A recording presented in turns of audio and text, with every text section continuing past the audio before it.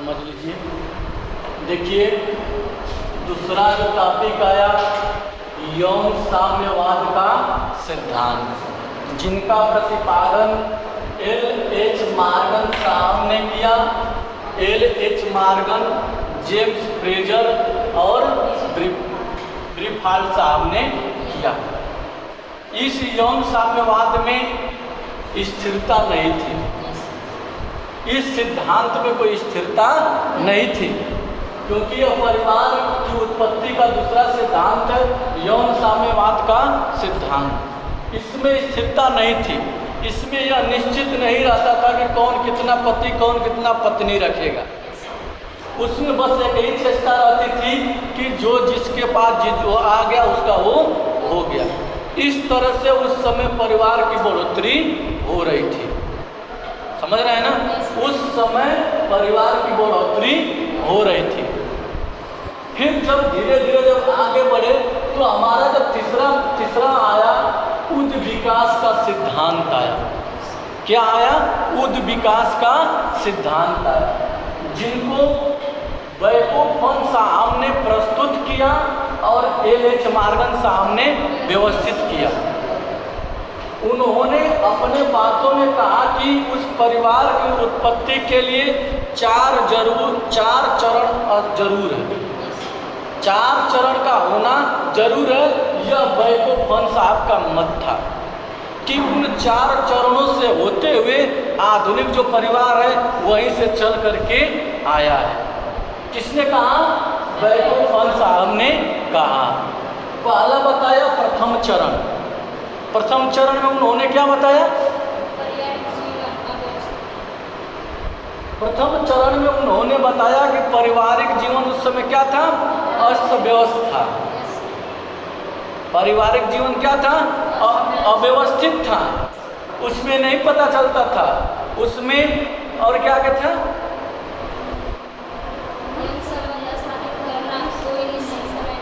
जैसे कि प्रथम चरण में यह बताया गया कि उस समय व्यक्ति का जीवन अस्त व्यस्त था, अव्यवस्थित था, उसमें यौन संबंध स्थापित करने के लिए कोई नियम कानून नहीं थे, कोई नियम कानून स्थापित नहीं थे। कारण क्या था? कारण यह था कि जंगलों में रहना होता था। शेर, बाघ, सियार, तमाम प्रकार के जंगली जानवर रहते थे, उनका सामना करना पड़ता था। तो इसलिए उस समय संख्या की जरूरत पड़ती थी, इसलिए उसमें कोई अस्थायी चीज़ नहीं था जहाँ जिनको जिससे हुआ संबंध वो संबंध बना लेते थे। जब हम दूसरे चरण में आए, किस चरण में आए? दूसरे चरण में आए तो क्या हुआ? बहुपति विवाह का प्रचलन शुरू हुआ। कारण क्या था? कारण ये था कि उस समय व्यक्तियों को प्रकृति से संघर्ष बहुत ज़्यादा था। किससे संघर्ष था? प्रकृति से बहुत संघर्ष ज़्यादा था। आंधी, तूफान, तमाम प्रकार की परिस्थितियों का सामना करना पड़ता था लोगों को।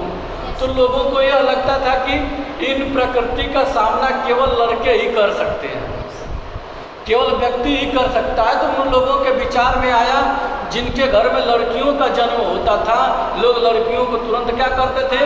मार डालते थे। स्थिति यह बनी कि समय बीतते बीतते स्त्रियों की संख्या कम हो गई, तो एक स्त्रियों पर 3-3, 4-4 पति होते थे।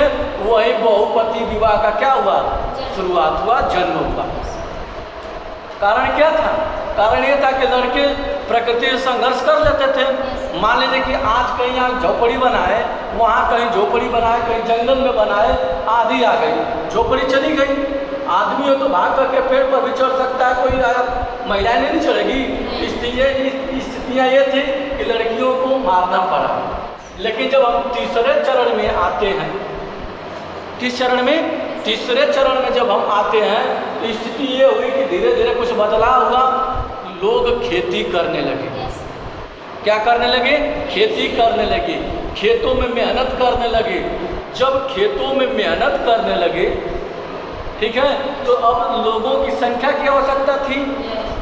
एक आदमी अगर एक बिस्सा भी अगर फरसा से कोड़ेगा, चाहे कुदाल से उसको खोदता है, तो समय लगेगा ना।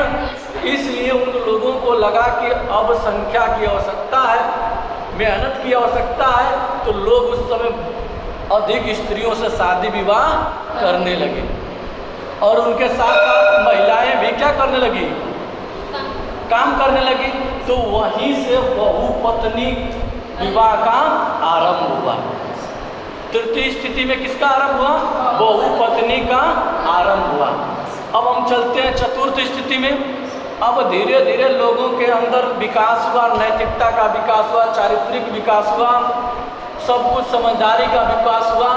अब लोगों को लगने लगा कि अब ये जो चलता आ रहा है उसको समाप्त किया जाए, अब जो पिछले चीज़ें चलती आ रही है उसको समाप्त की जाए, अब एक ही पर काम चले, ठीक ना।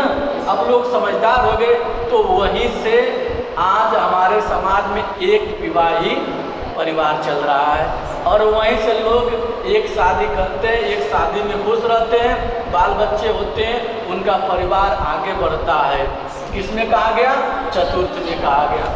जब इसकी आलोचना और मूल्यांकन, आलोचनात्मक मूल्यांकन हुई, तो कुछ बातों को यह कहा गया कि प्रथम और द्वितीय जो चीज़ें थी बहुत गलत थी, तृतीय तक भी गलत थी, ऐसा नहीं चाहिए था, ठीक है। लेकिन यह माना गया कि अगर ऐसे नहीं समय समय पर करते तो ये चीज़ें नहीं आती।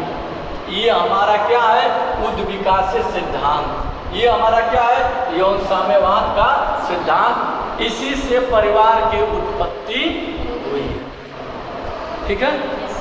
धन्यवाद। हाँ।